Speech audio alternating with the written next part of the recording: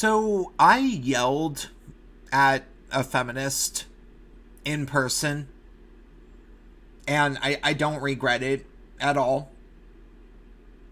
Hey everybody, it's Prince of Queens, and the thing is this: occasionally I make it a point to remind the audience that although I don't do things very often in person, that is a very active choice. Some people say that I say this a lot. Other people don't really know this about me, but it's worth saying again. I very, very actively choose to remove myself from social situations.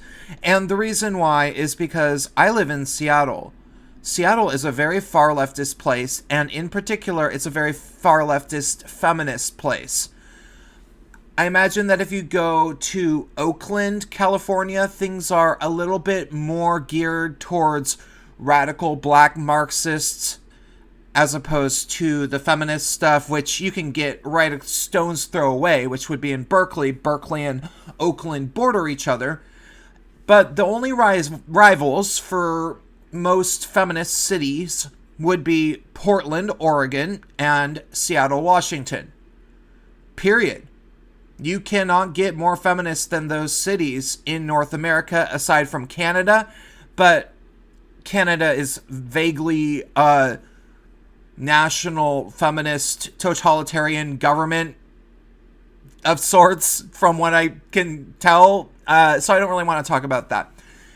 That being said, being that I am very, very critical of feminism, to say the least, and very, very educated about feminism, and in particular, I have a vested interest in arguing about males, and also, in particular, gay males, but advocating for male interests, and the types of things that feminists actively either ignore or actively victim blame men for, in the way that feminists do.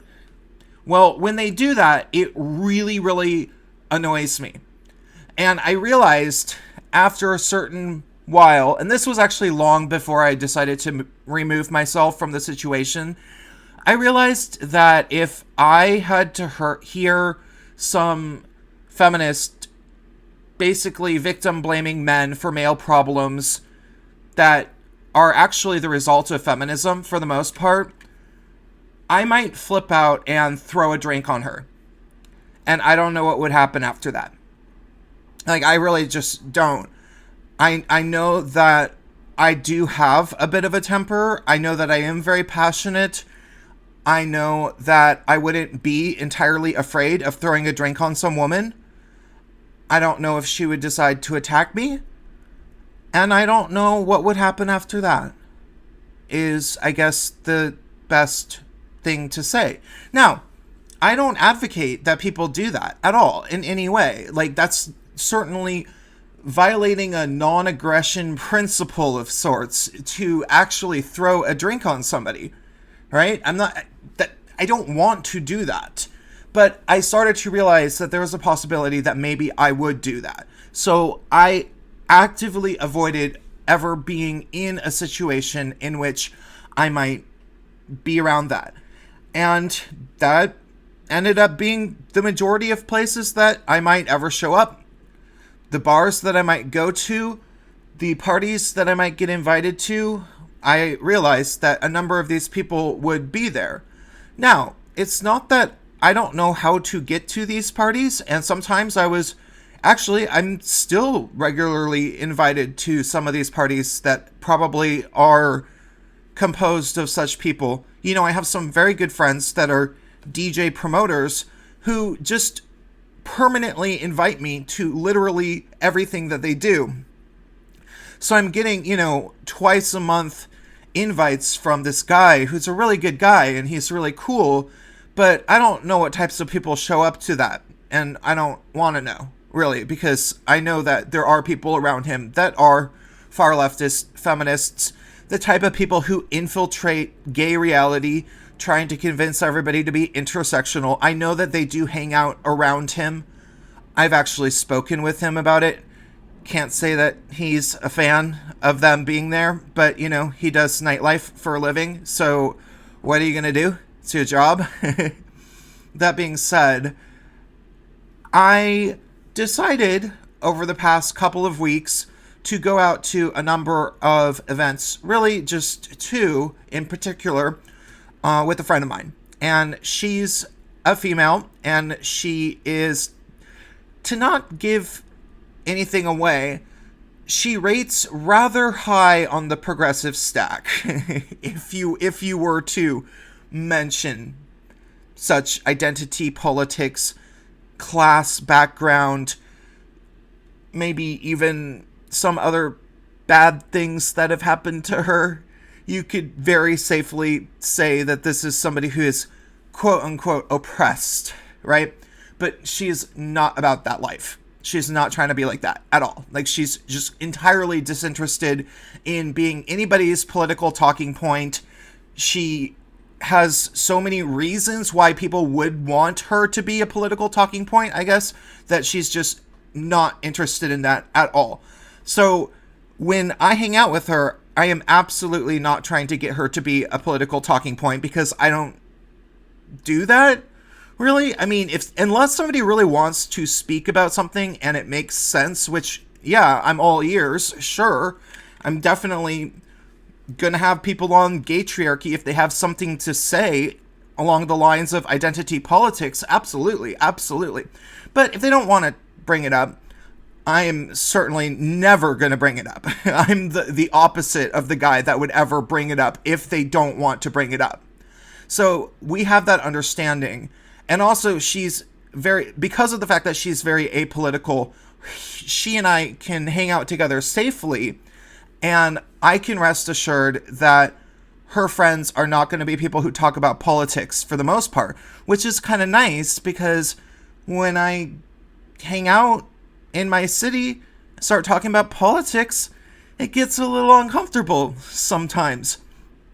So the first thing we went to was actually really cool, and I met a number of people who were really nice. One female in particular I quite enjoyed. I had a number of things in common with her, and we were able to make a little bit of a camaraderie based around a few little things, I guess. But by the end of the second party, because I ran into that woman at the next party, because that's what type of social scene this is. You meet somebody at one party and you can see them literally the next week very easily. So I was comfortable because I had already seen the woman that I had met previously. And I also ran into some woman that was from Texas who was trying to talk about how Seattle people don't understand Texas people, and trying to say that show King of the Hill, when you're in Seattle, you don't get the jokes.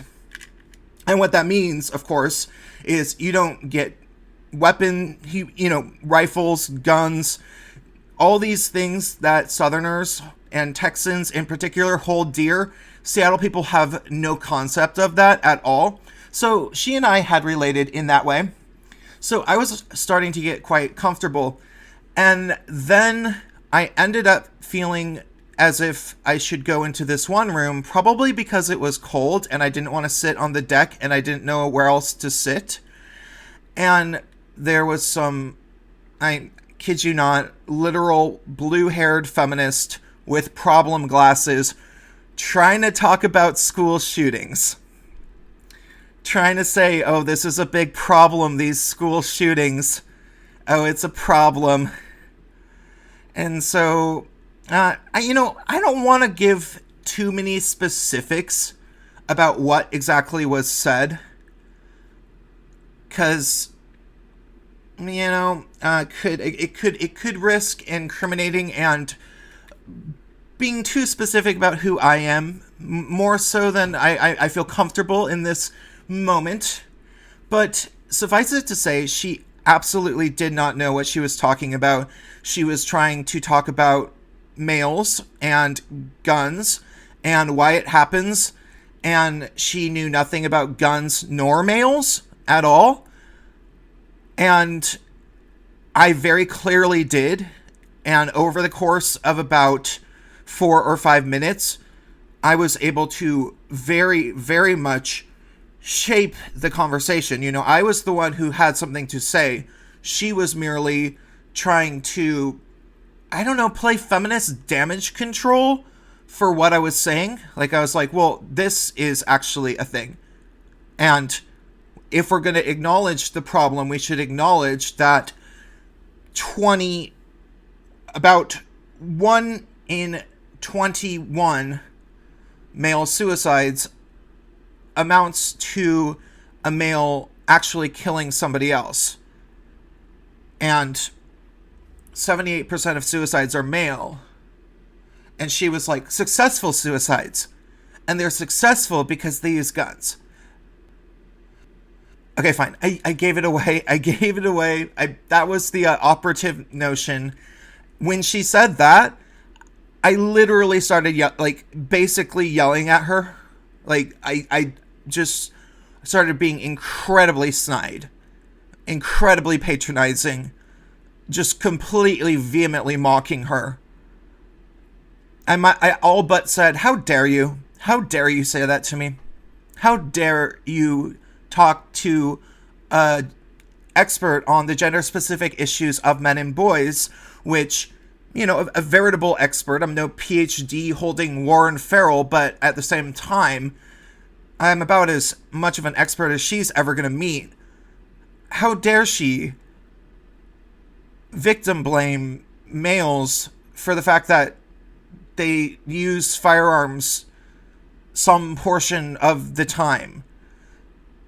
That's not cool, So I yelled at her, and then I got up and I went out on the deck, and that woman from Texas was there, and I was like, oh, you're cool. I just yelled at a blue-haired feminist from Seattle because she was talking about something she don't know nothing about, talking about school shootings, and I asked her for a cigarette. I almost never smoke anymore, but I was kind of annoyed. She gave it to me, and we talked for a second, but we changed the subject in under 2 minutes. Lesson learned. I can go to parties. I can choose to go to parties. That is why I don't very often. And so until something or other changes in culture, that's probably going to be the same thing.